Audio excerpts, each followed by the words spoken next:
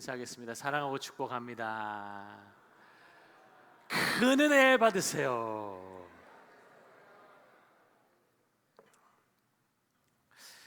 조금 시원해졌죠? 예, 살만하십니까?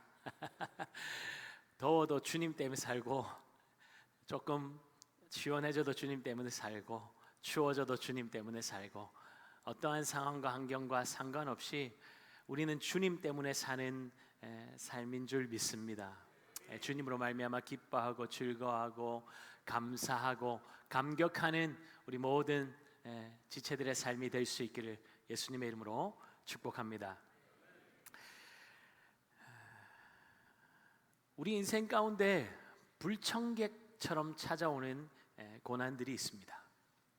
그러한 고난은 우리의 삶을 정신없이 흔들어대죠. 그래서 이리 비틀 저리 비틀 하면서 고난을 어떻게 하면 넘어갈 수 있을까 그 방도를 찾아 헤매곤 합니다.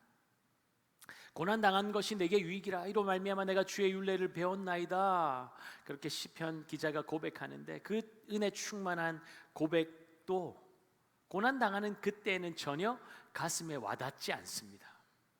만약 이런 말씀을 인용하면서 고난 당하는 게 유익이야, 누군가 이런 조언을 건넨다면, 고난 가운데 있을 때 그런 조언을 건넨다면 어떻게 저렇게 함부로 내 삶 가운데 저런 이야기를 할 수 있을까? 분노의 칼날이 그 사람에게로 옮겨가는 때도 있지 않습니까? 여러분, 고난 가운데 있을 때 어떤 생각을 하십니까? 만약 고난이 내 삶의 현재 진행형이라면 내가 지금 받는 고난은 무엇이라고 여러분 생각하고 계십니까? 고난 가운데 있을 때 여러분을 가장 괴롭히는 생각들은 어떤 생각들입니까? 고난 자체만으로 힘들 텐데 거기에 내가 그때 그렇게만 하지 않았더라면 하는 자체까지 더해진다면 정말 일상생활이 어려울 만큼 우리를 막 짓누르지 않습니까? 고난에 주목하면 고난으로 인해서 삶은 무너져 내리게 되어 있습니다. 그렇다면 우리가 주목해야 할 것은 무엇일까요? 바울이 얼마나 많은 고난을 당했습니까? 그런데 그의 삶은 무너져 내리지 않았죠. 분노의 칼날을 휘두르지도 않았습니다. 그렇다면 어떻게 그것이 가능했는지 살펴보는 것이 우리가 고난을 어떻게 대해야 하는지에 큰 도움이 될 것입니다. 고린도후서 4장 17절 18절 우리 함께 말씀 읽겠습니다. 우리가 잠시 받는 환난에 경한 것이 지극히 크고 영원한 영광에 중한 것을 우리에게 이루게 함이니 우리가 주목하는 것은 보이는 것이 아니요 보이지 않는 것이니 보이는 것은 잠깐이요 보이지 않는 것은 영원함이라. 아멘. 바울은 자신이 당한 고난을 어떻게 설명하고 있습니까? 잠시 당하는 가벼운 고난이라고 표현합니다. 잠깐 당하는 가벼운 고난. 그 작은 가시에만 찔려도 통증 때문에 밤잠을 설치는데 사방에서 죽이려고 달려드는 유대인들에 의해서 우겨쌈을 당하고 복음 전하다가 오해받았고 배척당하고 매맞고 옥에 갇히고 박해받는 고난의 삶이 어찌 가벼운 고난이며 잠깐 당하는 고난이 될 수 있습니까? 무엇을 주목하느냐가 고난을 대하는 바울의 관점을 완전히 바꾸어 버린 것 아닙니까? 그가 지금 주목하고 있는 것은 무엇입니까? 지금 받고 있는 고난이 아닙니다. 그는 보이지 않는 영원한 영광에 주목하고 있습니다. 영광의 가치를 알고 있었기에 보이지 않지만 그 영광을 끊임없이 주목하며 나아갈 수 있었던 것 아닐까요? 바울이 주목하며 고난에 매이지 않고 붙잡기 위해서 달려가고 있는 영광은 무엇입니까? 주 예수 그리스도. 고린도후서 4장 7절이죠. 함께 보겠습니다. 우리가 이 보배를 질그릇에 가졌으니 이는 심히 큰 능력은 하나님께 있고 우리에게 있지 아니함을 알게 하려 함이라. 보배가 무엇입니까? 바울은 6절에서 이 보배를 예수 그리스도의 얼굴에 있는 하나님의 영광을 아는 빛이라고 말하고 있습니다. 이 빛이 죄와 사망의 권세에서 우리를 해방시켜서 영원한 생명으로 인도하지 않았습니까? 이 빛은 복음이며 복음이신 예수 그리스도를 말합니다. 통상적으로 보배는 질그릇에 담지 않죠. 세상은 보배를 담는 보석함이 보배의 가치를 더 높여준다고 생각합니다. 보석함이 빛나고 값어치 있어 보이면 보일수록 그 안에 든 보배가 더 가치 있어진다고 생각해요. 그러니 세상은 내면보다 외형적인 것, 그릇에 더 관심이 많습니다. 어떤 옷을 입고, 어떤 차를 타고, 어떤 백을 들고, 어느 동네에 사는지, 어떤 감투를 쓰고 있는지, 어떤 대학을 졸업했는지, 어떤 직장에 다니는지, 연봉은 얼마나 되는지, 그 사람의 가치가 연봉과 그의 직급과 그가 몰고 다니는 차량과 직결된다고 생각합니다. 그러니 사람들은 질그릇에 화려한 색을 덧칠하기 위해서 너무나 바쁘죠. 그릇에 금가루를 뿌리고 형형색색의 호화로운 무늬를 덧칠한다고 해도 질그릇은 질그릇일 뿐 아닙니까? 살짝만 충격을 가해도 쉽게 금이 가고 깨어집니다. 한번 금이 가고 깨어지면 재활용도 안 되는 것이 질그릇이죠. 그러니 수많은 안전장치를 해둔다고 해도 막을 수가 없습니다. 여러분, 이것이 우리의 인생 아닙니까? 그런데 세상은 고난과 죽음에 대한 이야기는 쏙 빼버립니다. 최대한 감춥니다. 두려움의 영역, 인간의 능력으로 해결할 수 없는 것은 부끄러운 것이라고 생각하기에 최대한 예쁜 그릇으로 자신의 두려움과 치부를 덮으려고 합니다.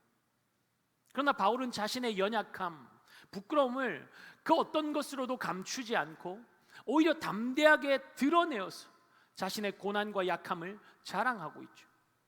여러분, 이것이 어떻게 가능합니까?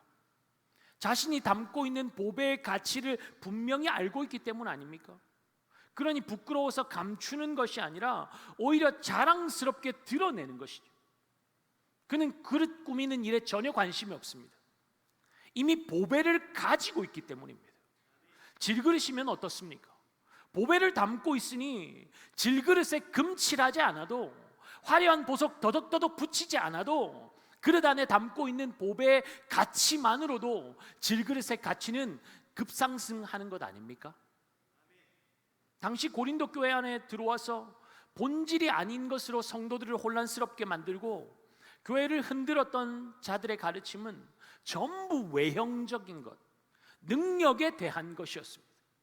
그들의 가르침과 추구하는 것은 세상의 가르침과 전혀 다를 바가 없었습니다. 그들의 가르침과 말과 행동은 그들이 어디에 가치를 두고 있는지를 너무나 분명하게 보여주죠. 교회 안에서도 이런 일들이 일어날 수 있다는 것을 우리는 너무나 잘 알고 있습니다. 강단에서 어떤 메시지가 선포되고 있고 나는 어떤 류의 메시지를 듣기 원하는지, 나의 관심사는 어디 있는지 대화를 나누다 보면 자연스럽게 알게 됩니다. 구역 안에서 말씀 중심으로 교제하고 있지만 이야기를 나누다 보면 그 사람의 관심사가 여실히 드러나지 않습니까? 은혜로운 단어, 신앙적인 용어를 적절하게 사용하면서 잘 포장하지만 말씀과 전혀 상관없는 이야기들을 가지고 와서 공동체를 어지럽고 혼란스럽게 만드는 사람들이 있습니다.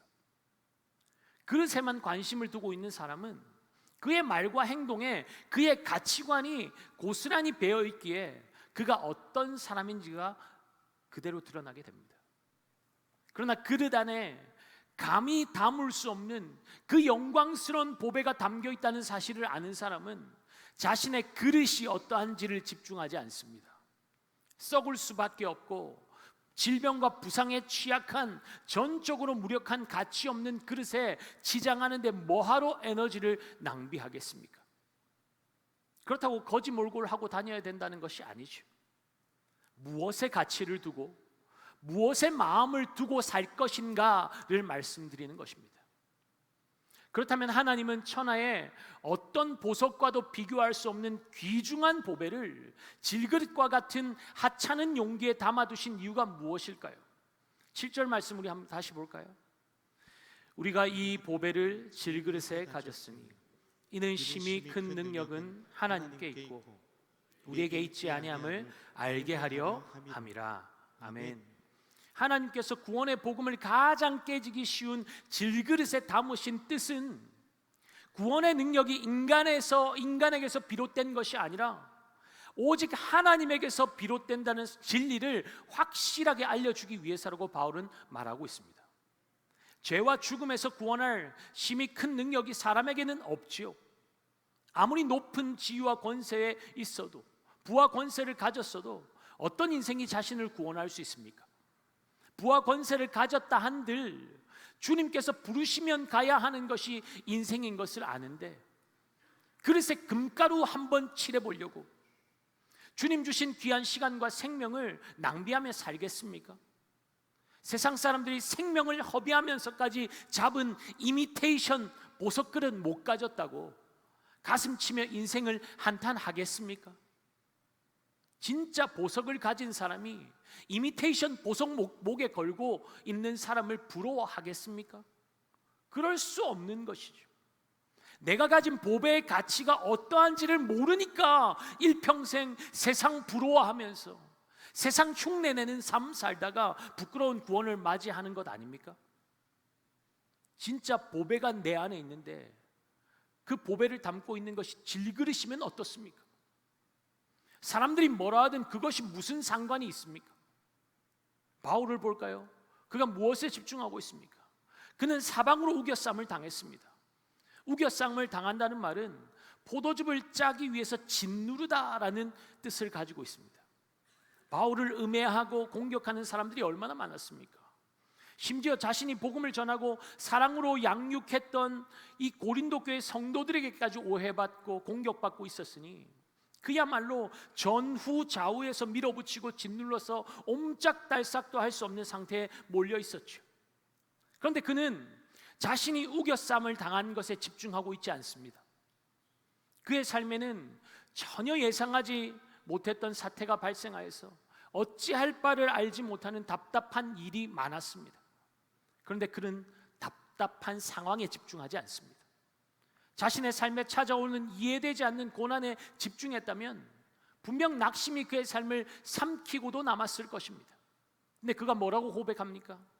답답한 일을 당하여도 낙심하지 아니하며. 그는 또 자신이 박해를 받았다고 말하죠. 이 박해를 받다라는 말의 원 의미는 사냥하다입니다. 바울의 대적자들은 바울이 개종한 후에 다메섹에서 복음 전파 사역을 시작할 때부터 죄수의 몸으로 로마에 호송되어서 도착할 때까지 사냥감을 추적하듯이 그렇게 바울을 죽이기 위해 집요하게 쫓아다녔습니다. 바울의 사역을 방해하고 바울을 죽이기 위해서 음모를 꾸몄습니다. 그러나 바울은 하나님께서 그때마다 자신을 지키고 보호하신 것에 집중하고 있습니다. 박해받았지만 버림받지 않았다는 것이죠. 그리고 박해자들에 의해서 거꾸러뜨림을 당했을 때를 말합니다. 그때가 언제였습니까? 사도행전 14장 19절 함께 보겠습니다. 유대인들이 안디옥과 이고니온에서 와서 무리를 충동하니 그들이 돌로 바울을 쳐서 죽은 줄로 알고 시외로 끌어내치니라. 복음 전하다가 죽음의 문턱까지 이르렀습니다. 복음 위해서 온 삶을 다 걸었는데 돌에 맞아서 깨지고 부서지고 피가 터졌고 죽은 자같이 되었습니다. 근데 그가 뭐라고 고백하고 있습니까? 대적자들이 자신을 거꾸러뜨렸지만 망하지 않았다는 것입니다. 바울이 돌에 맞아 죽은 자처럼 되어 성문에 밖에 버려졌을 때 아마도 제자들이 그를 찾아냈던 것 같습니다. 제자들이 죽어있는 그를 안고 오열하지 않았을까요? 그런데 바울이 몸을 뒤척이면서 누워있던 바닥에서 일어나는 거죠. 죽었다가 기적처럼 살아났는데 그가 어떤 행보를 보입니까? 일어나자마자 자신을 거부하고 죽음으로 몰아붙인 그 성으로 돌아가서 다시 그들에게 복음을 전하기 시작합니다. 여러분, 무엇이 바울의 삶을 움직여가고 있습니까? 복음입니다. 복음이 그의 삶을 이끌어가고 있는 것입니다. 복음의 빛을 받았고 그의 무지로 가려진 눈이 열려지자 그의 삶의 가치가 완전히 달라지지 않았습니까? 예수님 만나기 이전 바울의 삶은 철저히 종교적 열심, 자기의 의로 자신의 삶을 친히 이끌어가는 자기 중심적 삶이었습니다. 그러나 예수님 만난 이후에 그의 삶은 어떻습니까? 철저하게 예수 그리스도 중심으로 움직이고 있습니다. 내 안위, 내 편안함, 내 유익 아니고 주님이 원하시는 그 뜻, 복음을 위해 그가 움직이고 있는 것이 보입니까? 주님의 얼굴에 있는 그 광채가 바울의 온 삶을 뒤바꿔 버렸기 때문이죠. 특별히 저는 문제를 바라보는 바울의 이 관점을 주목하고 싶습니다. 우리는 문제를 만나면 철저히 자기 중심적으로 해석하지 않습니까? 그것이 우리의 연약함이죠. 그런데 주님께서 바울의 닫혔던 눈을 열어주시니까 그는 문제 자체를 바라보지 않습니다. 바울이라고 왜 힘들지 않았겠습니까? 자신을 싫어하고 우겨싸 박해하고 심지어 죽음 직전까지 몰아붙인 사람들이 어떻게 사랑스러울 수 있겠어요, 여러분? 그런데 그들에게 돌아가서 다시 복음을 전하는데 왜 주저함이 없었겠습니까? 복음 전하다가 당한 고난들 앞에 그가 왜 낙심되지 않았을까요? 어느 곳 하나 성한 곳이 없고 온몸은 만신창이가 되었는데 그는 자신의 몸과 마음을 아프게 만드는 문제들에 집중하고 있지 않은 것이죠. 8절 9절 우리 함께 천천히 한번 읽어보겠습니다. 우리가 사방으로 우겨쌈을 당하여도 쌓이지 아니하며 답답한 일을 당하여도 낙심하지 아니하며 박해를 받아도 버림받지 아니하며 거꾸러뜨림을 당하여도 망하지 아니하고. 여러분, 다시 한번 읽을 때 우리는 주로 이렇게 액센트를 주고요. 우리가 사방으로 우겨쌈을 당하여도 쌓이지 아니하며 답답한 일을 당하여도 낙심하지 아니하며 박해를 받아도 버림받지 아니하며 거꾸러뜨림을 당하여도 망하지 아니하며. 어디에 집중합니까? 지금 내 상황, 지금 내 고난, 지금 내 아픔, 지금 내 상처, 모든 집중이 여기에 있어요. 근데 여러분, 제가 말씀을 읽으면서 내가 그랬구나 다시 한번 깨달아지더라고요. 그러니까 이렇게 읽어야 돼요. 우리가 사방으로 우겨쌈을 당하여도 쌓이지 아니하며, 할렐루야, 답답한 일을 당하여도 낙심하지 아니하며, 할렐루야, 박해를 받아도 버림받지 아니하며. 액센트가 뒤에 있어요. 뒤에 있어요. 다시 한번 읽어볼까요? 여러분, 상황과 환경을 생각하면서 그렇게 한번 믿음으로 고백하는 겁니다. 같이 한번 읽겠습니다. 우리가 사방으로 우겨쌈을 당하여도 쌓이지 아니하며 답답한 일을 당하여도 낙심하지 아니하며 박해를 받아도 버림받지 아니하며 거꾸러뜨림을 당하여도 망하지 아니하고. 할렐루야. 아멘. 여러분, 문제를 바라보는 관점이 보이세요? 이게 바울의 관점이에요. 눈이 열리니까, 그 복음의 빛 앞에 눈이 열려버리니까 관점이 완전히 달라지는 겁니다. 우리는 앞에 거에 집중하잖아요. 상황과 환경에 집중하잖아요. 눈이 열리니까 상황과 환경이 아니라 그 상황 가운데서 건지신 주님이 보이기 시작하는 겁니다. 우겨쌈이 아니라 우겨싸이지 아니한 것에 시선을 두고 있죠. 누가 그를 우겨쌈에서 건지셨습니까? 예수 그리스도.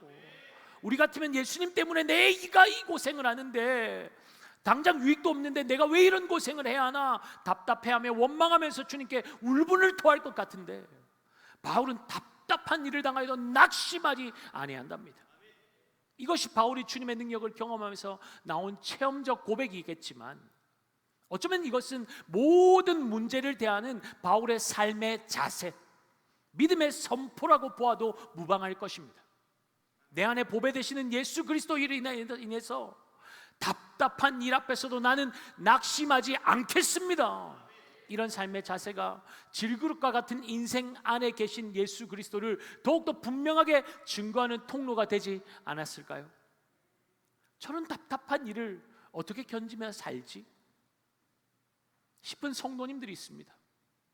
예수님 앞에서 믿음 지키며 직장 생활하려고 하다 보니까 세상 문화를 거슬러야 하고 술 접대 안 하고 영업하다 보니까 손해 볼 때가 많고 심지어 승진해서 밀려나기도 합니다.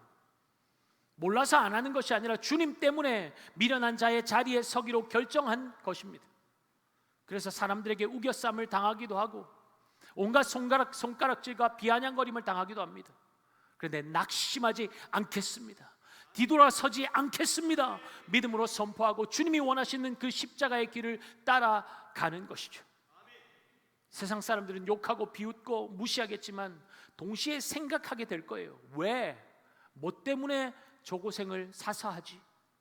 때로는 하나님께서 극적인 반전을 이루어 주셔서 음해하고 우겨싸 조롱하며 답답하게 만드는 사람들의 높아진 컷대를 꺾어버리실 때도 있겠지만 그렇게 하지 않으시고 답답한 그 길을 평생 걸어가게 하실 수도 있습니다.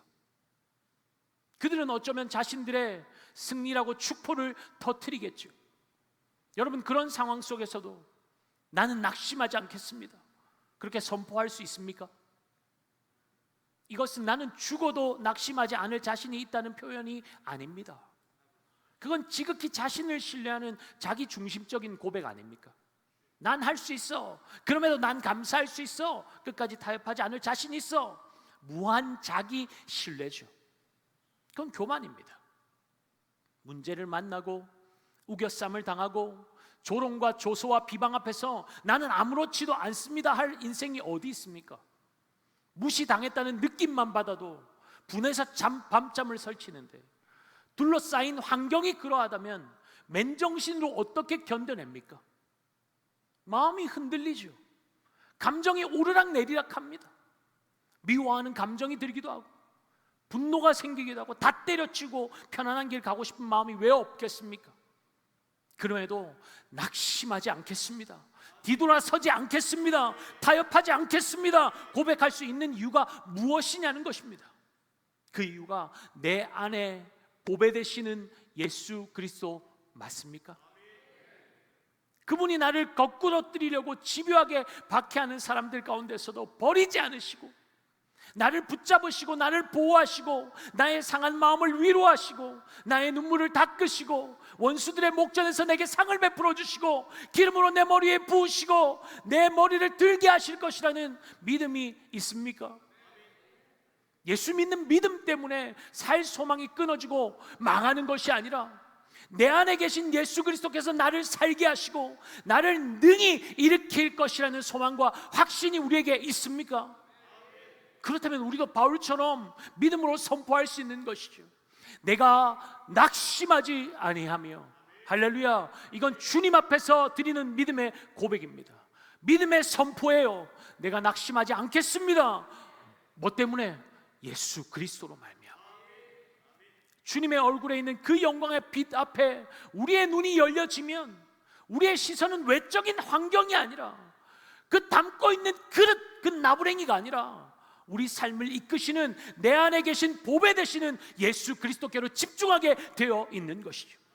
그러면 우리의 말과 행동, 삶의 방향과 삶을 대하는 태도는 완전히 달라질 수밖에 없지 않겠습니까? 그러니 바울은 낙심하지 않는 정도가 아니라 적극적으로 예수의 죽음을 짊어지겠다고 고백하고 있는 것입니다. 10절 함께 읽죠. 우리가 항상 예수의 죽음을 몸에 짊어지면 예수의 생명이 또한 우리 몸에 나타나게 하려 함이라. 아멘. 아멘. 죽음을 몸에 짊어진다는 것은 주님의 고난과 죽음에까지 기꺼이 동참하겠다는 바울의 실존적인 고백입니다. 죽음을 몸에 짊어진다는 비유는 당시 처참한 사형 집행 방식 중에 하나를 떠오르게 하죠. 어떤 범죄자를 처벌하고 처형하기 위해서 죽은 사람의 시체를 사형수의 몸에 밀착시켜 메어 놓는 경우가 있었습니다. 그러면 죽은 사람의 시체가 썩어가는 가운데 살아있던 그 사형수도 그 시체처럼 서서히 죽어가게 되는 것이죠. 그러니 사도 바울의 고백은 절대로 감상적인 것이 아닙니다. 죽은 시체를 등에 둘러매듯이 예수 그리스도의 죽음을 몸에 지니고 살겠다는 것입니다. 11절에도 예수를 위하여 죽음에 넘겨진다는 말씀이 나오는데 10절에서 말하는 죽음은 죽어가는 과정을 묘사하는 단어이고 11절에서 말씀하는 죽음은 죽어 있는 상태를 말하는 뜻하는 단어입니다. 10절에 나오는 죽음은 죽어가는 상태, 과정, 죽어가는 과정. 11절에 나오는 죽음은 죽어 있는 상태. 이걸 기억하시고 10절, 11절 말씀을 함께 읽어보겠습니다. 우리가 항상 예수의 죽음을 몸에 짊어짐은 예수의 생명이 또한 우리 몸에 나타나게 하려 함이라. 우리 살아있는 자가 항상 예수를 위하여 죽음에 넘겨짐은 예수의 생명이 또한 우리 죽을 육체에 나타나게 하려 함이라. 아멘. 예수의 죽음을 우리 몸에 메고 우리는 죽어가는 과정을 거쳐야 합니다. 또한 예수를 위해 죽음에 넘겨져서 죽은 상태가 되어야 한다는 것입니다. 그 이유가 무엇이라는 것입니까? 우리가 죽어야만 예수 그리스도의 생명이 죽을 우리 몸에 나타날 수 있기 때문이라는 것입니다. 갈라디아서 2장 20절 여러분 잘 아는 말씀 우리 함께 읽어볼까요? 내가 그리스도와 함께 십자가에 못 박혔나니 그런즉 이제는 내가 사는 것이 아니요 오직 내 안에 그리스도께서 사시는 것이라. 이제 내가 육체 가운데 사는 것은 나를 사랑하사 나를 위하여 자기 자신을 버리신 하나님의 아들을 믿는 믿음 안에서 사는 것이라. 아멘. 우리는 예수님과 함께 십자가에 못 박혀 죽었고 이제 내가 사는 것이 아니고 오직 예수님이 내 안에 사십니다라고 말하면서 우리의 옛사람이 여전히 살아서 펄떡거릴 때가 얼마나 많습니까? 하나님 앞에 제사를 드릴 때 가축을 죽이고 가죽을 벗기고 각을 뜨고 제단 숯불에 올린 제물이 살아서 날뛴다고 여러분 한번 생각해 보십시오. 저는 이 대목을 이야기할 때 목이 잘린 닭이 피를 흘리면서 날개를 퍼덕거리며 달려가는 모습이 떠오릅니다.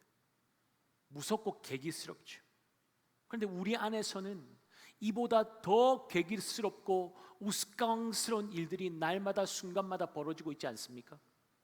내가 십자가의 주님과 못 박혔다고 말은 번지르하게 잘하는데 사실 우리는 주님만 십자가에 못 박을 때가 많지요. 그러면서 나는 여전히 살아있으려고 합니다. 죽는 것이 싫기 때문이죠. 내려놓을 것이 너무나 많아 아깝고 두렵기 때문입니다. 이거 내려놓으면 무시당할 것 같고 망할 것 같고 다 끝나버릴 것 같은 두려움이 우리 안에 있지 않습니까? 때로는 우리의 자존심이 십자가에 못 박혀 죽어있는 우리의 죽은 옛자를 소환시킵니다.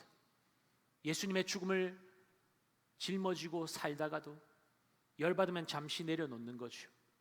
주님 잠시만 양해해 주세요. 그렇게 죽은 자가 살아나서 옛 삶의 기질과 방식대로 문제거리들을 처단할 때가 얼마나 많습니까? 그렇게 우리가 살아날뛰고 있으면 주님의 생명은 우리의 삶에 드러날 실수가 없답니다. 주님의 능력이 소멸되는 것이 아니라 우리의 옛사람이 살아서 내 감정대로 내 기질대로 내 방식대로 사는데 그 삶에 어찌 예수 그리스도가 드러날 수 있겠냐는 것입니다.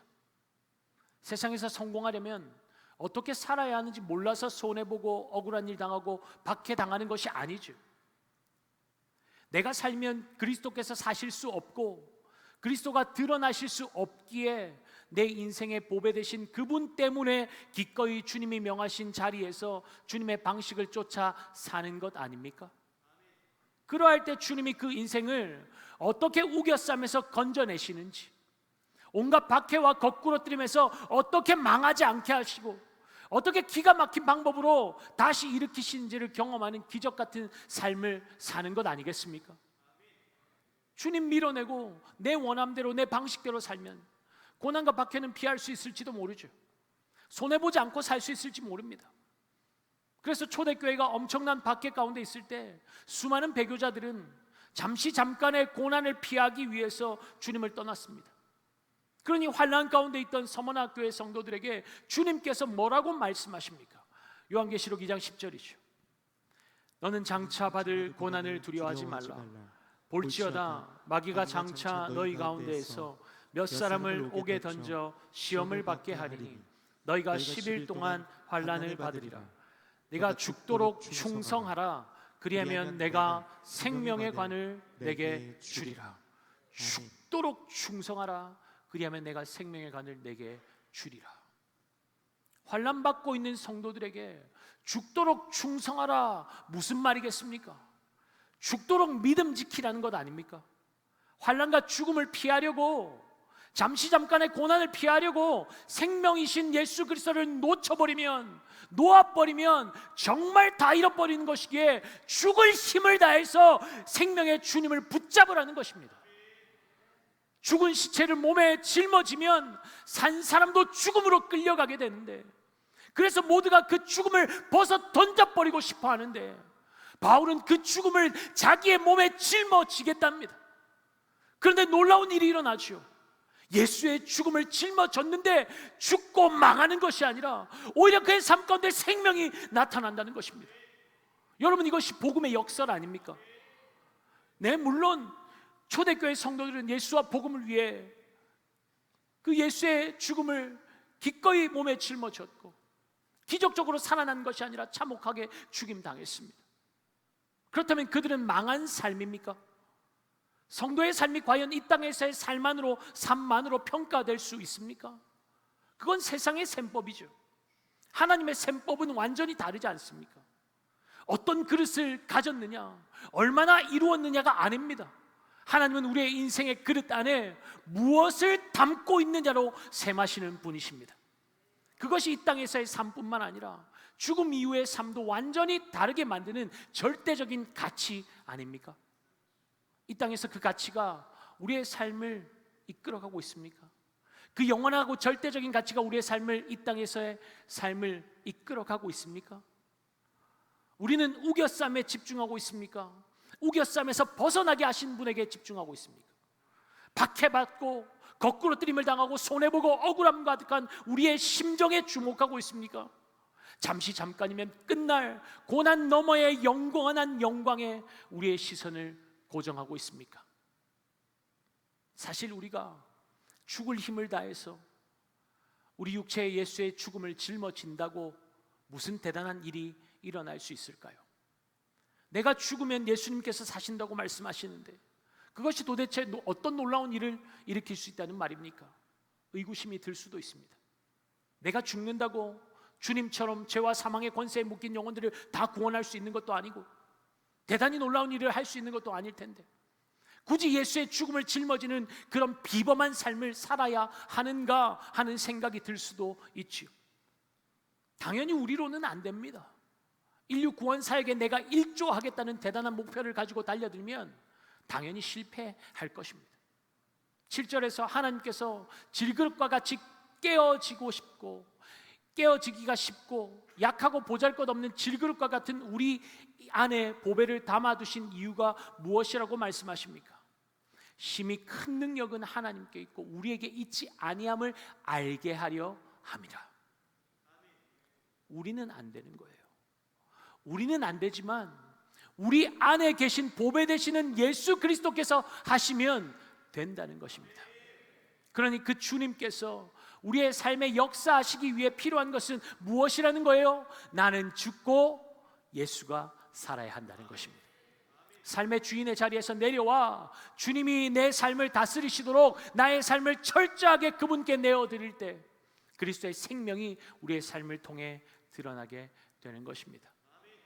그리스도의 생명의 통치가 시작되면 전지전능하신 주님께서 그 인생을 통해서 무슨 일인들 못하시겠습니까?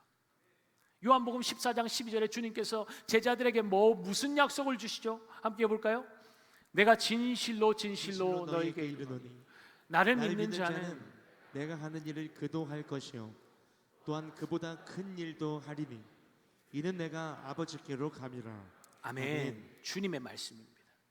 주님께서 우리를 인류 구원의 사역에 부르셨습니다. 그리고 보혜사 성령을 보내시고 성령의 능력으로 땅 끝까지 이르러 주님을 증거하는 주님보다 더 큰 사역을 감당하게 하실 것이라고 약속하십니다. 여러분 믿으십니까? 사랑하는 여러분, 하나님의 영광을 드러내는 인생은 우겨쌈을 당하지 않는 인생이 아닙니다. 박해받지 않고 높은 지위, 높은 권력의 자리에 올라서 세상을 뒤집어 엎어버리는 인생도 아닙니다. 거꾸러뜨림을 받지 않는 것이 복이 아닙니다. 예수님 위해 살면 세상에서 미움 당할 것이라고 주님은 분명히 말씀하셨죠. 우리가 우리 안에 보배 되신 주님의 가치를 놓치고 세상의 가치를 두는 순간 우리는 세상에 미움받지 않으려고 세상의 눈치 보며 세상의 비위를 맞추며 살 수밖에 없습니다. 그러면 주님은 우리의 삶에서 뒷전으로 밀려나게 되겠죠. 주님이 드러나지 않는 삶, 주님이 빠져버린 삶이 진짜 망한 삶 아닙니까? 그런 삶에서 어찌 생명의 역사를 기대하겠습니까? 내가 주인이 되어서 내 삶을 주도하는데 거기에는 결국 죽음으로 향하는 육체의 냄새만, 죽음의 냄새만 가득하게 되겠죠. 그렇다면 우리의 삶에는 어떤 냄새가 나고 있습니까? 내 힘으로 악착같이 살아보려는 고독과 허무와 두려움으로 버무려진 사망의 냄새가 새어나고 있지는 않습니까? 그것은 종교라는 그릇, 세상의 성공이라는 화려한 그릇으로 덮고 꽁꽁 싸매어 두어도 막을 수 없는 냄새입니다. 질그릇과 같이 보잘것없는 인생입니까? 사람들이 나를 향해서 너는 가치 없다고 말하는 것에 낙심하고 있습니까? 딱히 이루어 놓은 것도 없는 내 삶을 바라보면서 후회와 한숨으로 채우고 있습니까? 지금 내 안에 담고 있는 것이 무엇인지를 보시기 바랍니다. 자녀들 잘 키우고 가정도 믿음으로 세우려고 열심히 믿음으로 달려왔는데 깨어져 버렸습니까? 그동안 쏟았던 눈물의 기도가 헛된 것처럼 보입니까? 헛수고한 것 같습니까? 변하지 않는 현실을 바라보면서 내 믿음의 한계를 경험하고 있습니까? 질그릇과 같은 내 인생이 박살 나버린 것 같습니까? 괜찮습니다. 깨어지고 박살 나는 것이 더 은혜입니다. 보배를 담고 있는 그릇이 견고해지고 화려해지면 무엇합니까? 그릇이 부각될수록 보배는 감추어지게 되는 것 아닙니까? 그러나 그릇이 약해서 깨지고 흠집이 생기고 와장창 부서지면 어떻습니까? 그릇이 깨지는 순간 그릇 안에 담겨진 보배가 빛을 발하는 순간이 오지 않습니까? 우리의 인생이 완벽하지 않으면 어떻습니까? 자녀 양육하면서 나는 자식 잘 키웠어, 정말 자식이 원하는 대로 내가 잘 이끌어줬어, 성공시켰어, 그런 생각하는 분 계세요? 아마 대부분 내가 부족해서 자녀들을 주님께로 더 잘 이끌지 못했다는 자책이 얼마나 많습니까? 좀 더 지혜롭게 양육할 수 있다면 하는 후회가 많지요.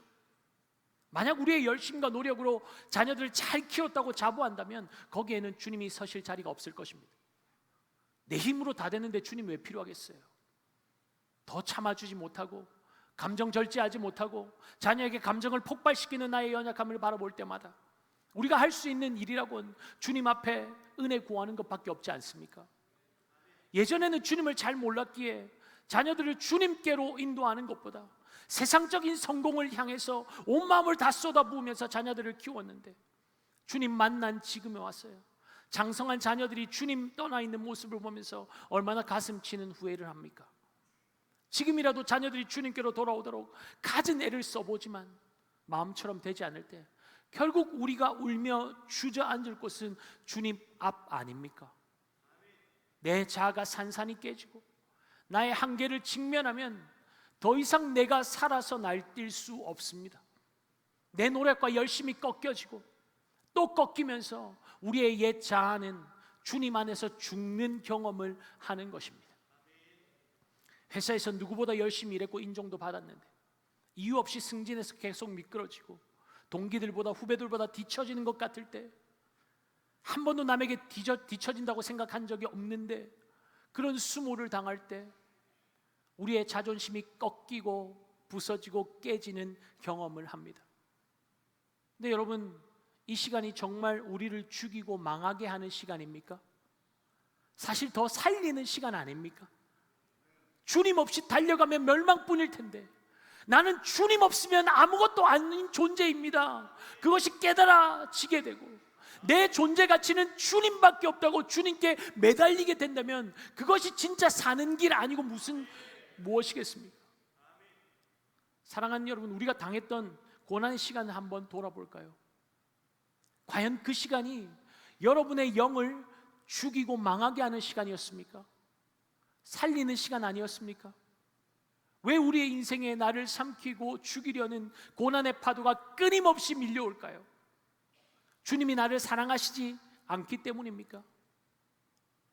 주님 앞으로 나오라는 사인 아닐까요? 우리 가정에 해결되지 않는 어려움과 문제들을 바라보면서 우리는 무엇을 붙잡고 있습니까? 무엇에 주목하고 있습니까? 이제 다 끝났구나, 될 대로 되라입니까? 주님께 더 바짝 나아가보자. 죽으면 죽는 거지, 최소한 죽어도 천국 아니냐. 그런 인생이 어찌 그냥 인생을 비관하며 주저앉아 있겠습니까?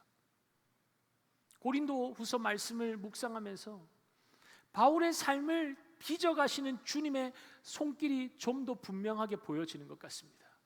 그것에 주목하게 하시는 것 같아요. 바울의 고백들, 바울의 삶의 태도가 이처럼 멋들어지는 것은 결국 주님께서 그의 닫혀있던 눈을 열어주셨기에 가능했던 것 아닙니까?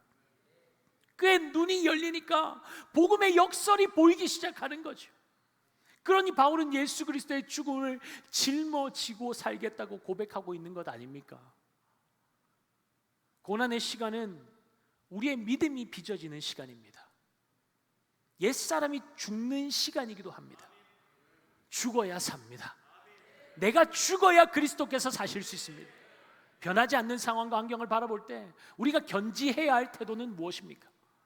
우겨쌈을 당한 현실이 아니라 우겨쌈에서 건져내실 주님의 손을 바라보는 것입니다.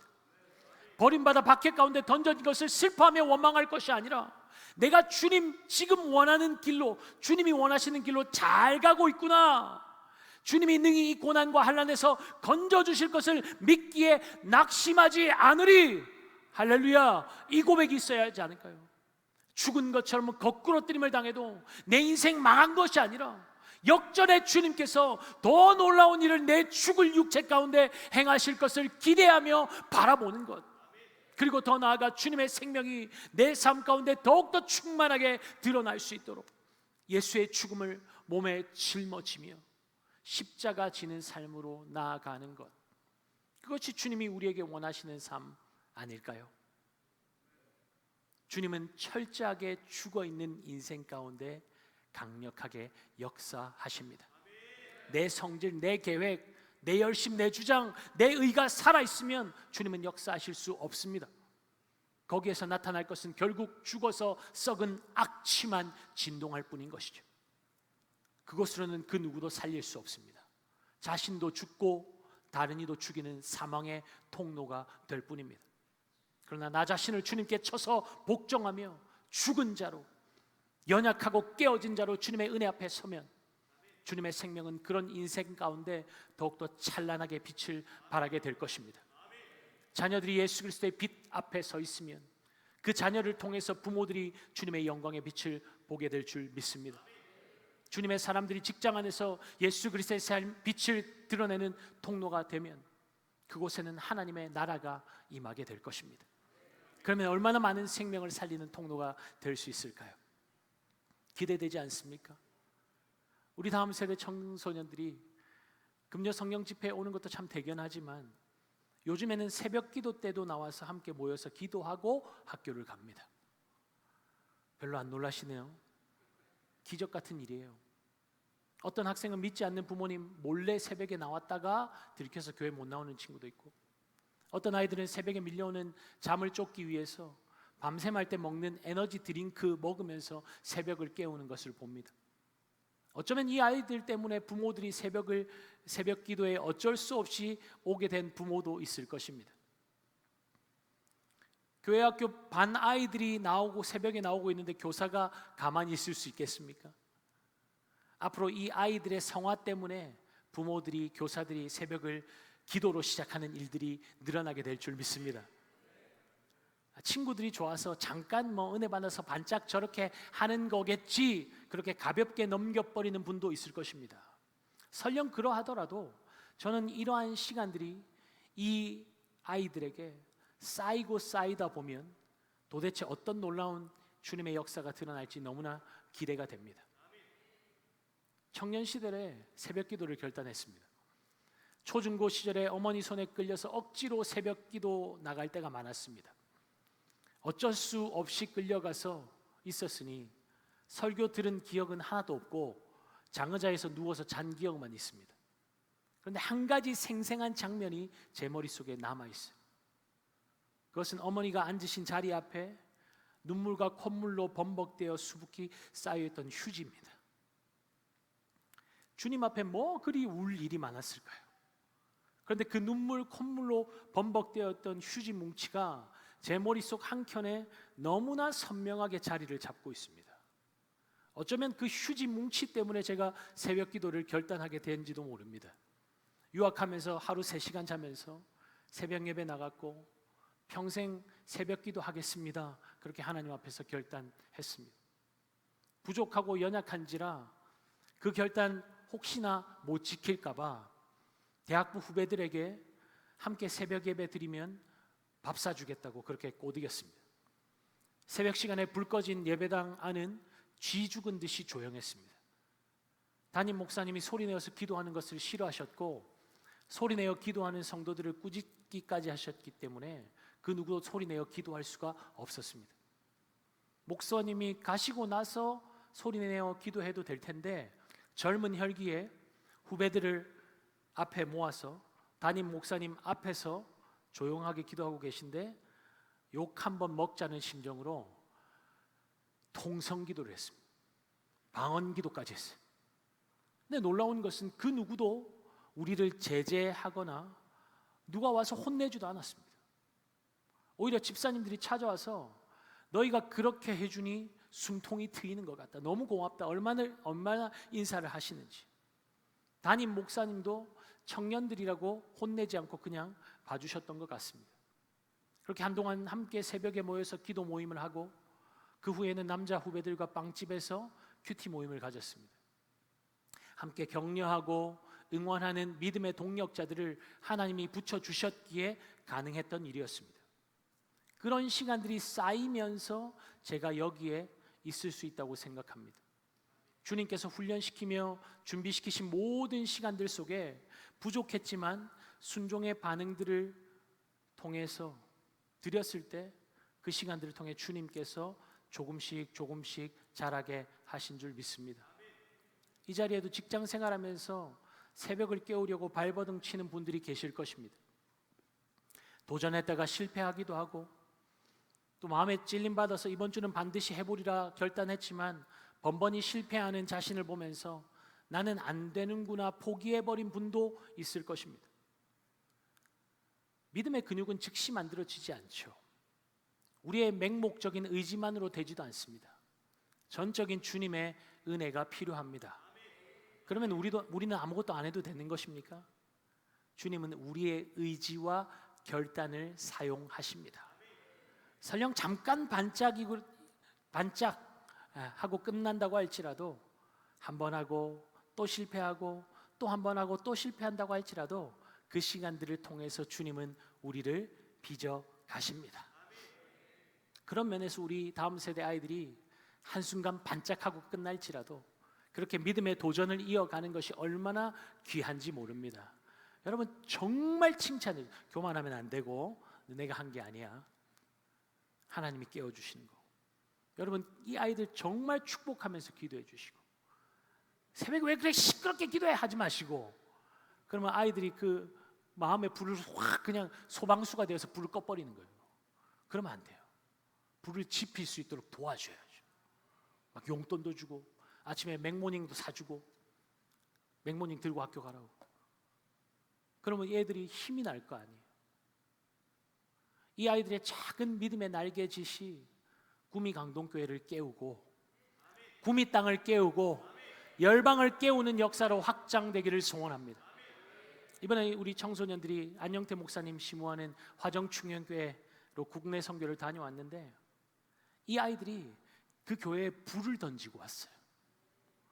함께 찬양하며 기도하고 예배드리며 함께 시간을 보내면서 이 아이들의 믿음의 날개짓이 잠들어 있는 그 교회의 다음 세대 친구들의 마음에 불을 지펴서 교회로 끌려 나오다시피 하던 아이들이 믿음의 활기를 되찾았고 그러면서 교회를 떠났던 아이들이 돌아오고 있답니다.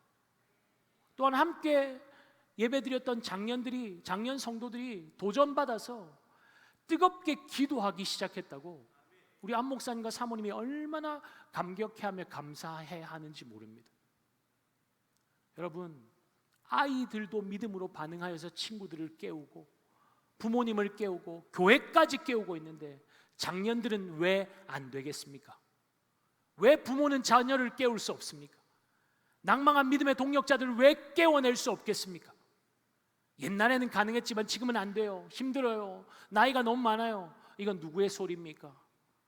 주님이 그렇게 말씀하셨습니까? 아니지 않습니까? 믿음의 도전은 젊고 힘이 있어야만 하는 것이 아니죠. 철없을 때만 하는 것이 아니죠. 믿음의 도전은 우리가 주님 앞에 설 때까지 계속되어야 할 줄 믿습니다. 여러분, 무엇을 주목하고 계세요? 질그릇과 같은 나, 할 수 없는 나입니까? 아니면 질그릇을 보배로 채우신 불가능이 없으신 주님입니까? 무엇을 주목하세요? 깨어지고 무너진 질그릇과 같은 나의 삶을 바라보며 절망하지 마시기 바랍니다. 그 깨어진 틈 사이로 내 안에 계신 예수 그리스도의 영광스러운 빛이 여러분을 세우신 그 자리에 비추어지게 될 것입니다. 질그릇과 같은 내 삶에 주목하지 마시고 내 삶의 보배 되시는 예수 그리스도께 우리의 모든 시선을 드립시다. 주님을 주목하며 나아가는 인생은 사방으로 우겨쌈을 당하여도 쌓이지 아니하며 답답한 일을 당하여도 낙심하지 아니하며 박해를 당하여도 버림받지 아니하며 거꾸러뜨림을 당하여도 망하지 않은 놀라운 복음의 역설, 그 놀라운 능력을 경험하게 될 줄 믿습니다. 사랑하는 여러분, 이 밤에 무엇을 주목하시겠습니까?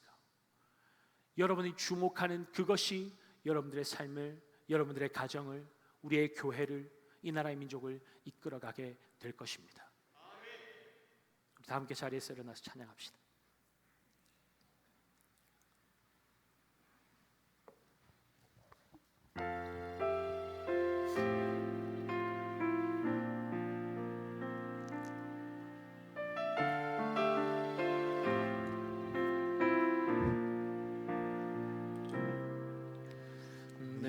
내게로부터 눈을 들어 주를 보기 시작할 때 주의 일을 보겠네. 내 작은 마음 돌이키사 하늘을 꿈꾸게 하네. 주님을 볼 때